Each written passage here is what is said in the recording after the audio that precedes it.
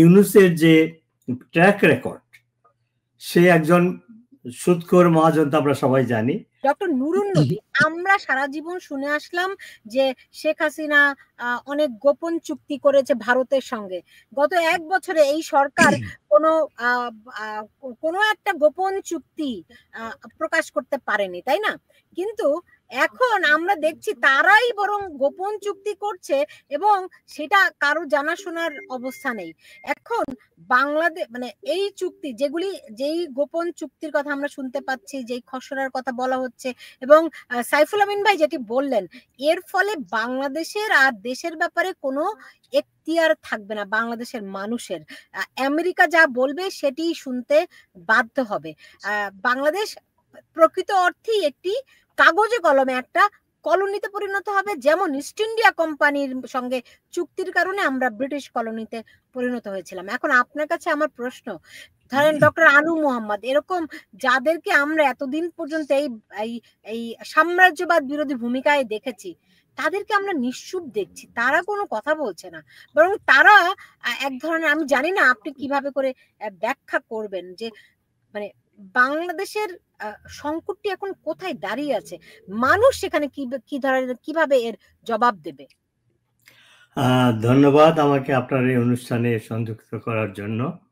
আমরা সেই গত বছরের 5 আগস্টই আমরা আমাদের সার্বভৌমত্ব, আমরা আমাদের স্বাধীনতা সবকিছু হারিয়েছি, যখন একটা ফলস ন্যারেটিভ তৈরি করে 15 বছরে আমেরিকার নেতৃত্বে এবং পাকিস্তান এবং আমাদের লোকাল 71-এর পরাজিত শক্তি সবাই মিলে ফলস ন্যারেটিভ তৈরি করে এই আনু মোহাম্মদের নাম উল্লেখ করলেন।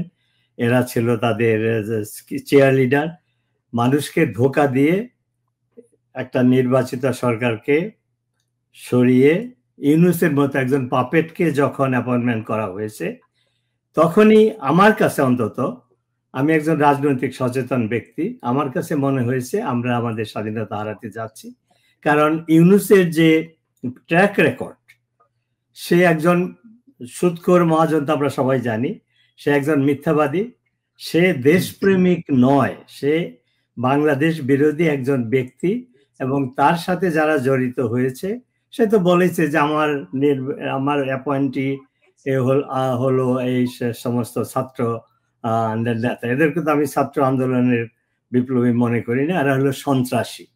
সেই সন্ত্রাসী কেন তারা করেছে? তারা বিদেশির ডোনাল্ড ট্রাম্পের স্টেটমেন্ট থেকেই যে ইউএসএইড এর থেকেই $29 মিলিয়ন বাংলাদেশে দেওয়া হয়েছে শুধু একটা এজেন্সিতে, এবং $21 মিলিয়ন ভারতের মাধ্যমে বাংলাদেশে এসেছে। এই যে 50 মিলিয়ন জাস্ট একটা ইউএস এইডের থেকে এসেছে।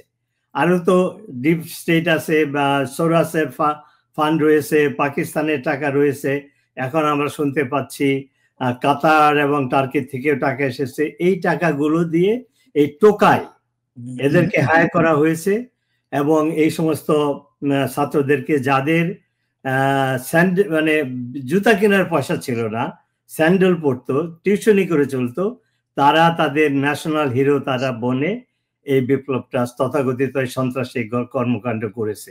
তো কাজেই আজকে আমরা যেটা জানতে পাচ্ছি, যে আলোচনা হচ্ছে, ইউনূসের কাছ থেকে এর বেশি তো আমরা আশা করতে পারি না। তার একমাত্র মটো হলো সে ক্ষমতায় থাকবে আজীবন, এবং এর জন্য যে কোনো কিছুর বিনিময়ে সে যে কোনো চুক্তি, যে কোনো কিছু করার জন্য সে রাজি থাকবে।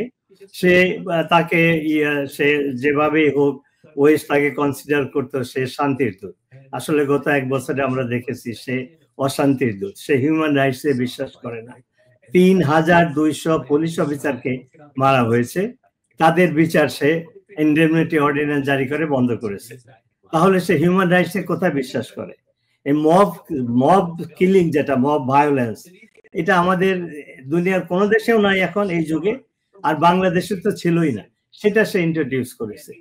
নিউ ইয়র্ক টাইমসে হেডলাইন হয়েছে, সে হলো প্রমোটার অফ রিলিজিয়াস ফান্ডামেন্টালিস্ট, আর অর্থনীতিতে ধ্বংসই করেছে। তো কাজেই সে এবং তার অ্যাডভাইজারদের যে অ্যাক্টিভিটি, সেখান থেকে মনে হয় এরা, আমি মনে করব এরা দেশপ্রেমিক না, দেশের জন্য কিছুই তারা চিন্তা করে না। ইউনূসের মটো হলো যে কিভাবে সে আজীবন ক্ষমতায় থাকবে। তার জন্য একবার ছাত্রদের উপরে ভর করে তাদেরকে দিয়ে সে একটা দল, ছাত্রদের দল বানালো, ভেবেছিল যে তারা তাকে সমর্থন করবে।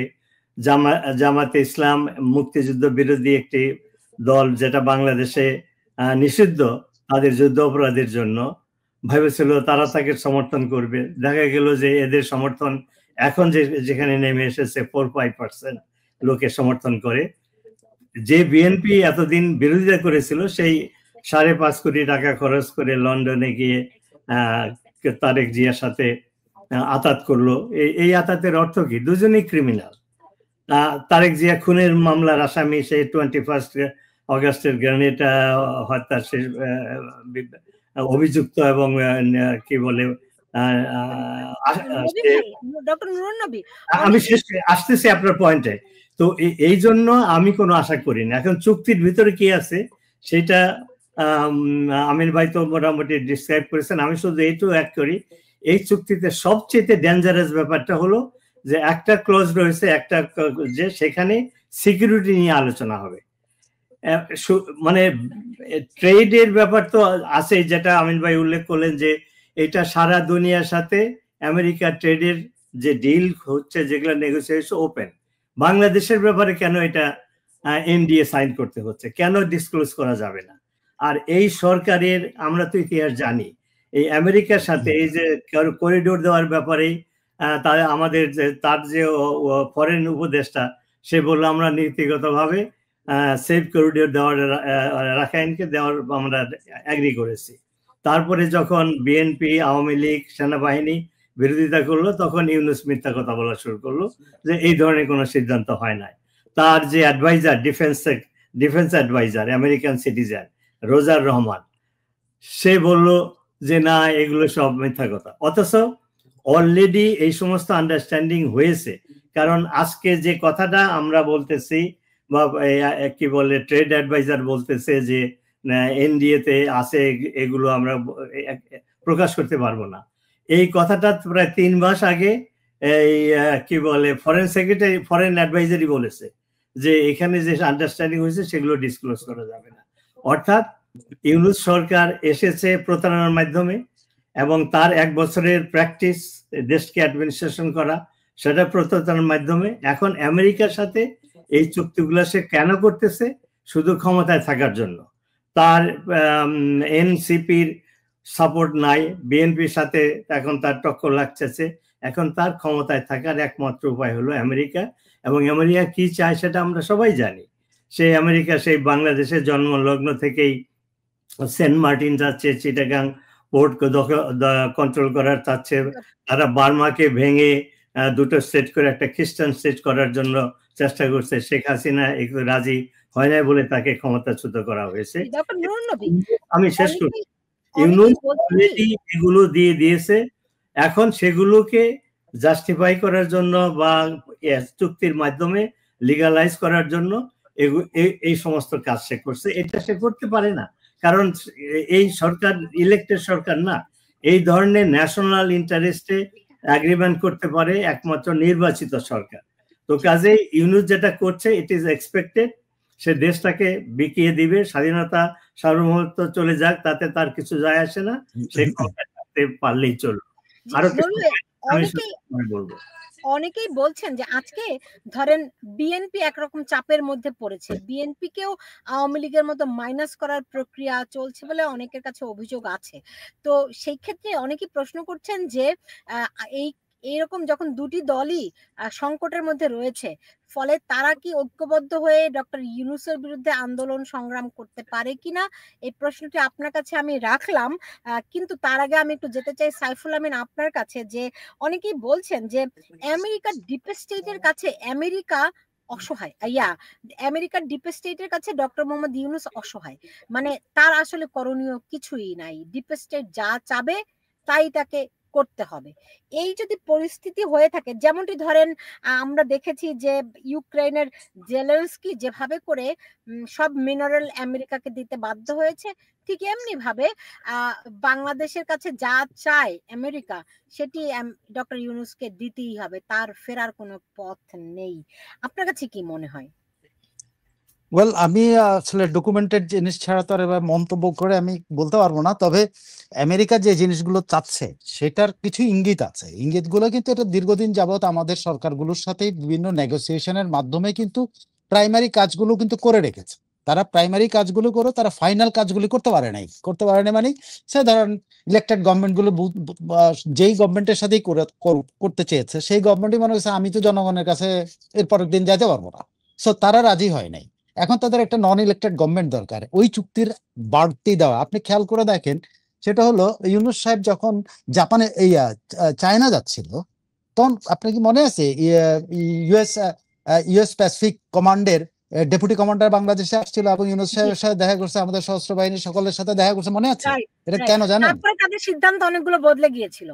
হ্যাঁ, তা কেন? এটার কারণটা ছিল যে আমেরিকা বাংলাদেশকে এখন ইউজ করে, যেটা আমেরিকা কিন্তু ইন্ডিয়াকে চায়নার বিরুদ্ধে ব্যবহার করতে পারে না কিন্তু, কারণ চায়নার কিন্তু বিশাল মার্কেট কিন্তু চায়নাতে, ইন্ডিয়ার একটা বিশাল মার্কেট চায়নাতে, চায়নার একটা বিশাল মার্কেট ইন্ডিয়াতে। তারা কিন্তু বিজনেসে কিন্তু সাংঘাতিক দহরম মরম আছে, ওদের হলো সীমান্ত নিয়ে গেঞ্জাম। সো আমেরিকা তাকে কোনোভাবে, যেটা পাকিস্তানকে পেরেছে টাকা পয়সা দিয়ে, ঘুষ দিয়ে, পাকিস্তান মিলিটারিকে ঘুষ দিয়ে যেটা পেরেছে, সেটা কিন্তু ইন্ডিয়াকে পারে নাই। এবং ইন্ডিয়া এটাতে রাজি হয় না যে সে চায়নার বিরুদ্ধে কোনো পলিসিগত বা স্ট্র্যাটেজিক কোনো ইয়াতে সে যাবে না, ইকোনমিক কোনো বিষয়ে তারা যাবে না, কারণ চায়নার সাথে তাদের বিজনেস আছে, হিউজ বিজনেস। এখন যেহেতু চায়না ইন্ডিয়াকে রাজি করাইতে পারে না, সেখানে বাংলাদেশ তাদের নেক্সট অপশন। আর তো বাংলাদেশ না, কারণ যদি চায়নাকে কন্ট্রোল করতে হয়, ইন্ডিয়াকে যেহেতু সে ম্যানেজ, ওদিকে পাকিস্তানটা তো টাকা দিয়ে, ঘুষ দিয়ে করতেছে, এখন বাংলাদেশকে পারছে। এই জন্য তারা অনেক আগে থেকে অনেকগুলো চুক্তি করেছে, যেগুলো বাংলাদেশ সরকারগুলো বাধ্য হয়েছে অনেকটা করতে। সে একটা চুক্তির কথা বলে, যে চুক্তির আওতায় কিন্তু এটা হলো acquisition and cross servicing agreement, ACSA বলে এটাকে। হ্যাঁ, আকসা এগ্রিমেন্ট, এটা বহু আগে হয়েছে। সে আকসা এগ্রিমেন্টের আওতায় কিন্তু এখানে একটা রেসিপ্রোকাল অ্যাক্সেসের কথা বলছে। কিসের অ্যাক্সেস? লজিস্টিক সাপোর্টের অ্যাক্সেস। মানে এদিকে যদি কোনোদিন আমেরিকান কোনো ফোর্সের কোনো লজিস্টিক সাপোর্ট দরকার হয়, বাংলাদেশ সেটা দেবে। তার মানে এটা কি দেবে? সেটা হলো প্রথমত বাংলাদেশের সমুদ্র উন্মুক্ত করে দেবে, বাংলাদেশের যে বাংলাদেশ থেকে ফুয়েল সাপ্লাই, তাদের যদি ফুয়েল দরকার হয় ফুয়েল সাপ্লাই দেবে, বাংলাদেশ থেকে যদি তাদের কোনো বিমান নামতে হয় সেটা নামাইতে পারবে, যেটা নামছে অলরেডি, লজিস্টিকের নামে যেটা অলরেডি নেমেছে। আপনি অনেকে বলছে রোহিঙ্গাদের জন্য ত্রাণ আসছে, আসলে কি রোহিঙ্গাদের জন্য ত্রাণ? এটা আমেরিকান যে কি বলে ওদের চার্জে অ্যাফেয়ার্স যায়, দেখছে এখানে গম, আসলে কিন্তু গম না, ওটা গমের মধ্যে তো সব জিনিস আসে, যখন যেগুলো আনতে হয় ওটা এরকম ফুড এইডের মধ্যে দিয়ে আসে। এটা লেবাননে ঘটতেছে, এই প্যালেস্টাইনে ঘটতেছে। তো তারা যে এগ্রিমেন্টটা তখন করেছিল, সেই এগ্রিমেন্টের আওতায় সামান্য কিছু পয়েন্টগুলোতে তারা একটা মানে করে রাখছে, গ্রাউন্ড ওয়ার্কটা করে রেখেছে। সেটা হলো তারা বলছে কি, যে আমরা রেসিপ্রোকাল, বাংলাদেশে তো রেসিপ্রোকাল কোনো অ্যামুনিশন সাপোর্টের দরকার নাই, যে বাংলাদেশ এখানে যুদ্ধে নামতেছে না, বাংলাদেশের অ্যামুনিশন সাপোর্ট লাগবে, কিন্তু তারা বাংলাদেশে বলছে তারা রেসিপ্রোকাল অ্যাক্সেস থাকবে, যে ইউএস এর অ্যামুনিশন সাপোর্ট। অ্যামুনিশন মানে কি? গোলা বারুদের সাপোর্ট। তারপরে স্পেয়ার পার্টস, কিসের স্পেয়ার পার্টস? মানে যুদ্ধ বিমান, যুদ্ধ সবকিছুর পার্ট, বা গোলা বারুদ, কামান, এগুলোর পার্টস। তারপর বলছে আবার এগুলো সার্ভিসিং এর সার্ভিস দিতে হবে। এটা কি বাংলাদেশ তো আমেরিকায় গিয়ে সার্ভিস নেবে না। তার মানে কি, আমেরিকাকে আমরা সার্ভিস দেওয়ার জন্য কিন্তু এই চুক্তিগুলো আমাদের হয়েছে। এবং আরো বলেছে যেটা জয়েন্ট অপারেশন, যদি কোনো জয়েন্ট অপারেশনের দরকার হয় বা জয়েন্ট এক্সারসাইজের দরকার হয়, সেটাও করবে। এইগুলোর ডেটটা আমি এক্স্যাক্টলি এখন বলতে পারবো না, অনেক আগের চুক্তি তো, বিভিন্ন সরকার। না না না না, এগুলো আগের, এগুলো হলো কিন্তু ফ্রেমওয়ার্ক, এগুলো কিন্তু কোনো বাইন্ডিং না, এগুলো নন বাইন্ডিং। আপনি যখন দরকার হবে, অনলি যখন দরকার হয়, যদি আমেরিকা বিপদে পড়ে, বে অফ বেঙ্গলে বিপদে পড়লে তখন সাহায্য হবে, বাংলাদেশ যদি বে অফ বেঙ্গলে বিপদে পড়ে বাংলাদেশ সাহায্য নেবে, এই তো। কিন্তু বাংলাদেশ তো বে অফ বেঙ্গলে বিপদের কিছু নাই, বিপদ হলে আমেরিকার হবে। সো আমেরিকার এগুলা দরকার। আরেকটা চুক্তি করেছে, যে চুক্তিটা হলো এটাকে বলে general security of military information agreement. এইটা হলো সবচেয়ে যে স্টার্লিং কেন বাংলাদেশে, আপনার মনে আছে কিনা জানি না, শেখ হাসিনার আমলে পলকরা বলছিল স্টার্লিং আসতে চায়, কিন্তু তখন আমি আপনাকে একটা ইনফরমেশন আপনাকে বলতে পারি, সেটা হলো দুইটা স্টার্লিং এর দুইটা টেস্ট ডিভাইস বাংলাদেশে পাঠানো হয়েছিল। এর একটা টেস্ট ডিভাইস কিন্তু কোথায় জানেন? একটা বাসের উপরে করে সারা বাংলাদেশ ঘুরেছে, মানে বাংলাদেশের টোটাল ডাটা নিয়েছে এটা বাসে করে। এটা কিন্তু টেস্ট ডিভাইস ছিল, অথচ এটা বাসে করে ঘোরানো হয়েছে, যেটা কোনখানে বাংলাদেশে সব জায়গায় এটা চলবে কিনা এটা টেস্ট করার নামে বাংলাদেশে সকল ডাটা নেওয়া হয়েছে। আরেকটা টেস্ট ডিভাইস কোথায় বসছে জানেন? বলা হয় গভীর জঙ্গলে। এখন এটা স্পেসিফিক কোনো সরকারি ডিসক্লোজ করে না, এটা কি সুন্দরবনে না সেন্ট মার্টিনে, গভীর জঙ্গল বলে ওরা, কিন্তু গভীর জঙ্গল হলে সুন্দরবন। আর যদি গভীর জঙ্গল না, গভীর সমুদ্র যদি হয়, যেটা বলা হয় না, তাহলে তো সেন্ট মার্টিন ওখানে বসানো হয়েছে। সেই স্টারলিংকের সাথে কত দ্রুততার সাথে প্রধান উপদেষ্টা নিজে উদ্যোগী হয়ে একটা সেলসম্যানের সাথে এগ্রিমেন্ট করায়, মানে কোন রকম কোনো টেন্ডার ফেন্ডার কোনো কিছু করার নেই, করে দিছে। তো আপনি জাস্ট লিঙ্ক করে দেখেন, শেখ হাসিনা কিন্তু ওটা রিজেক্ট করছিল স্টারলিংকের ওই কানেকশন। আপনি জানেন যুদ্ধে এই স্টারলিংক ব্যবহৃত হয়েছে ইউক্রেনে, ইউক্রেনকে টোটাল সাপোর্ট দিয়ে। এটা কিন্তু আমেরিকান মিলিটারি ফান্ডেড কিন্তু ইয়ে ছিল এই টোটাল। যখন এই যে ইলন মাস্ক টাকা পাওয়া বন্ধ হয়ে গেল, ইলন মাস্ক খেপে গিয়ে বললো যে আমি এই সার্ভিস দেবো না, তখন আবার বললো না না তোমার আমার টাকা দিচ্ছি, কারণ ওই সার্ভিস না হলে তো ইউক্রেনের কোনো কারণ আমেরিকান ওয়ারফেয়ারের যে মেশিনারিজ গুলো এগুলো চালাতে পারবে না, তাদের সাপোর্ট লাগবে। সো তারা কিন্তু স্টারলিংকে ইউজ করেছে। এখন বলা হচ্ছে যে স্টারলিংকটা আসলে অনেক আগে থেকে চেষ্টা করছে, শেখ হাসিনারা রিজেক্ট করছে। এখন ওনারা আমলে একদম প্রথম সুযোগে কিন্তু স্টারলিংকের সাথে ওনারা চুক্তি করে ফেললো। এবং স্টারলিংক কোথায় কোথায় বসতেছে নোবডি নোজ, বলতেছে পার্বত্য চট্টগ্রাম। মনে রাখেন ওরা কিন্তু একটা দুটো ইঙ্গিত দেয় যে গহীন অঞ্চল, একটা কথা বলে ফেলে কিন্তু, গহীন এলাকায় যেখানে আসলে ইন্টারনেট সুবিধা নাই সেখানে। গহীন এলাকাটা কোথায় বাংলাদেশে? এটা বনাঞ্চল, এটা গভীর সমুদ্র বন্দর, এছাড়া তো অন্য কোথাও আমাদের ইন্টারনেটের সমস্যা থাকার কথা না। সো ওই যে জেনারেল সিকিউরিটি এবং মিলিটারি ইনফরমেশনের এগ্রিমেন্টটা যেটা আছে, সেটার কিন্তু এগ্রিমেন্টটা ইমপ্লিমেন্ট করা যাচ্ছিল না। এই ইন্টারনেটের অবাধ ইন্টারনেটের কানেকশন, মানে রাষ্ট্রীয় কন্ট্রোলের বাইরে ইন্টারনেট দরকার তাদের, সেটা তাদের ছিল না, সেটা তারা করে নিল। ওই এগ্রিমেন্টটাও বাংলাদেশ করছে, কিন্তু সেখানে কি কি শর্ত দেখেন, এই এখন কি কি তারা বাংলাদেশ অজান্তে এগুলো করতে হবে, সেটা হলো যে ক্লাসিফাইড মিলিটারি ইনফরমেশন তাদেরকে ওপেন করে দিতে হবে। এটা কিন্তু এগ্রিমেন্টের পার্ট, এটা কিন্তু ওপেন। এটা কিন্তু আপনি যে কোনো জায়গায় যদি GSOMIA দিয়ে আপনি সার্চ দেন, এগ্রিমেন্ট যদি সার্চ দেন, ইউ উইল গেট ইট। এটা কিন্তু ওপেন এগ্রিমেন্ট। সেখানে বলছে জয়েন্ট অপারেশন করার বাংলাদেশের সাথে, মানে এটা স্কোপ রেখেছে যদি কখনো প্রয়োজন হয় জয়েন্ট অপারেশন। তার মানে জয়েন্ট অপারেশনটা কোথায়? এই যে প্রক্সি ওয়ার বলতেছে, মায়ানমারের দিকে জয়েন্ট অপারেশন। আপনি জাস্ট আগে থেকে টোটাল প্ল্যান করে কিন্তু এগ্রিমেন্টটা হয়েছে, কিন্তু এই এগ্রিমেন্টটা বাস্তবায়ন করা হয়নি। বাস্তবায়ন কেন হয়নি? ওই যে স্টারলিংক দরকার নেই, কারণ ওরা বলছে এইটার মাধ্যমে GSMU এর মাধ্যমে সবচেয়ে বড় সুবিধা বাংলাদেশকে দিবে, আসলে বাংলাদেশ না, বাংলাদেশ থেকে নিবে, সেটা হলো unlock access to high end US military unencrypted communication system.